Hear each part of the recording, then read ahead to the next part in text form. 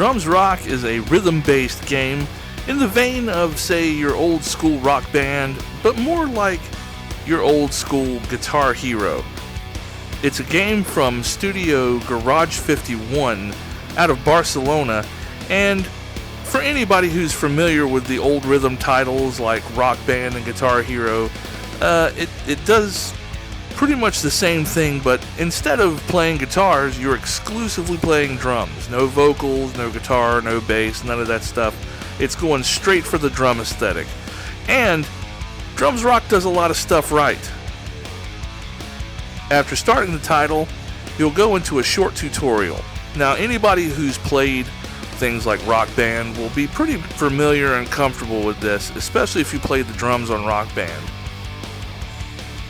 It's pretty much the same fare in the line that you have, instead of notes coming down the line, you have these winged demons, and they're all color-coded to go along with your drums, of which there are 6. Your 2 floor toms, your 2 rack toms, and 2 cymbals, which is just enough to give it enough variety to be interesting. Here we go. After your tutorial, you'll click out a quick 3 count, and that'll get the song started, which I thought was a cool little touch. It makes you feel like a real drummer. The first song you'll be doing is I Love Rock and Roll, which is a fantastic song, but unfortunately here you'll be doing it to not the original artist's music, but a sound-alike, which was a problem that plagued a lot of early rhythm games like Guitar Hero and Rock Band, in that part of your music would be licensed and part of it would not. It'd be sound-alikes. Now, by bouncing your drumsticks off of the drums and flipping them and catching them, you load them up with power, and that's how you get extra bonuses. Another cool thing you can do is, if you look, taking advantage of the eye tracking, by closing your eyes and continuing to drum, you can also bring up your score that way, which was another cool thing. Drumsrock actually does a lot of things to take advantage of the PlayStation VR2's unique features, like the eye tracking allowing you to close your eyes and continue to drum and build your score up. Also, it uses the haptic feedback in the headset. Every time you get a big score boost, you'll feel it rumble in your headset. Plus, the controllers rumble every time you hit a drum, which makes closing your eyes and building your score up possible because you can actually feel when you hit the drums correctly. Among the other things that Drumsrock gets correct, one of the things I love is the aesthetic. I love the hellish landscapes. I love the demons flying at you and the crackle of lightning whenever you get a boost or whenever you hit the drums right and when you knock the demons out. It's all really cool and it's all really metal. Another thing you can do in the game actually is there's lots of customization. You can change the way your sticks look to where they look like bones and different things like that. The same thing can be done with your hands. You can get like skeleton hands and demon hands and stuff like that, or armored hands, which is really cool. You can even customize your drum set. Now that's about the place where everything starts to fall apart though.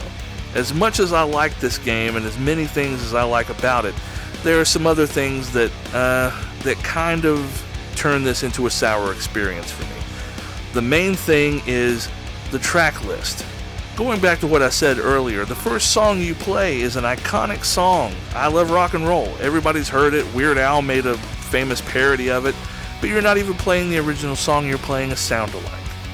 3 songs in this game are songs that you'll probably be familiar with. There's I Love Rock and Roll, there's Black Betty by Ram Jam, but also, once again, not performed by Ram Jam. It's a sound-alike. Also, Bring Me to Life by Evanescence.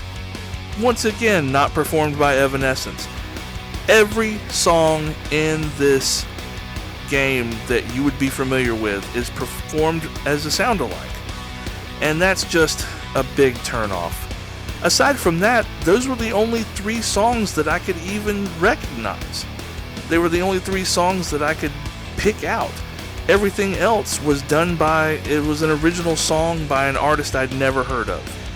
In fact, after setting for about 20 minutes and listening to snippets from all of the tracks, I couldn't find any songs that I actually knew.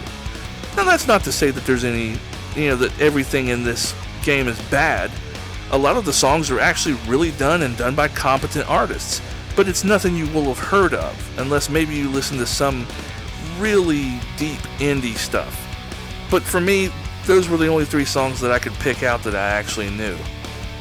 And honestly, that's where the game kind of lost me.